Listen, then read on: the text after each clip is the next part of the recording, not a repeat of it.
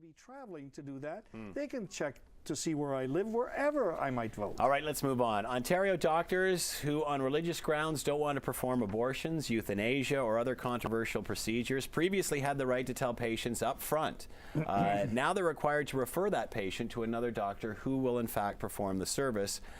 Because the patients can refer themselves, now the Ontario Human Rights Commission has charged the rules, so doctors who object to those procedures on religious grounds must refer patients to a doctor to perform the operation. Are we stepping on the rights of doctors, Tara? No, absolutely not. I look at it as a taxpayer. If I want a service, I believe that I pay doctors. We all do in the province of Ontario. If they're not going to be able to help us, and I get that, some of them have issues with things like abortion, birth control. Now we're going into euthanasia.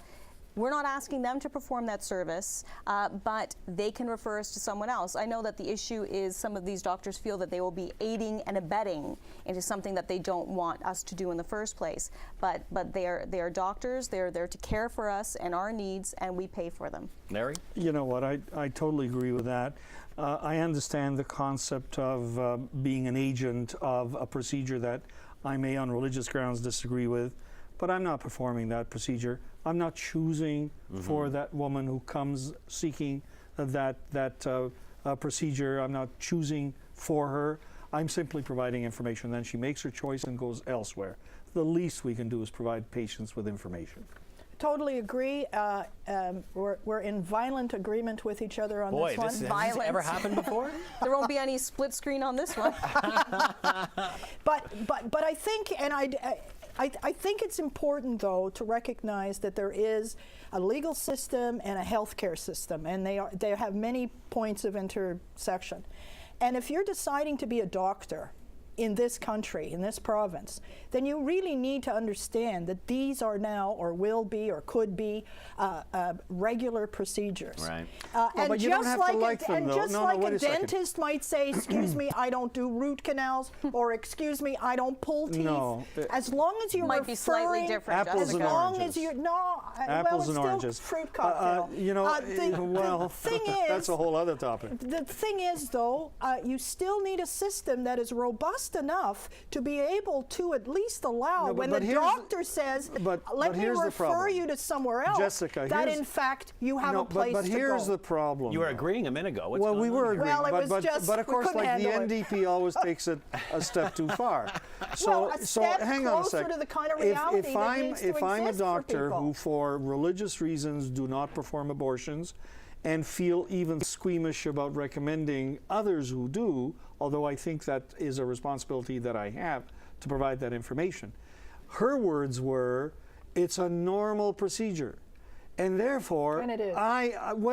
In your definition, I don't know but if I'm a root canal. Well, but that's the problem. If I'm a doctor who don't see that as a normal procedure, why are you forcing me to see that? It is a normal medical procedure. You're also making an assumption that people are not doing things on religious grounds. Maybe they're doing things not because of political grounds. So now you're suggesting that things are even more subversive. No, I'm just saying, on political as grounds. long as we have a mechanism by which, two things for me. Yeah. I agree with the first one, that there is a referral to someone who in fact will conduct that procedure. But secondly, that within the whole system, there is the ability for that referral to take place. Yes. Because if it doesn't take place, then we're not following the law and the medical law. And we are very fortunate, Larry, give me 1 second. Yeah. We are very fortunate in a province like Ontario that we do have access to, even going into to the eastern provinces, Nova Scotia, they don't even have the access to some of these things that we're talking about. But you're not suggesting, though, Jessica, I don't think, I hope you're not, that if I have a moral principle that I'm standing on around abortion, for example, and I don't do it, I don't agree with it, I don't like it, you're not forcing me to like it, are you? We're not forcing you to refer, like it. But you're not forcing me to like it, are you? Who was forcing you to like it? Whatsoever in terms of what I said. Just listening to your words, listening to your words. Larry, I can attest that Jessica No, never mind. Be a little clearer. We agreed at the beginning. Let's leave it at that, because really I think we're... well, there you go. We just couldn't handle agreeing, I guess. Is that what it is? All right. Transportation Minister has announced that the province's $61 million transportation plan for the Summer Games depends on a 20% reduction in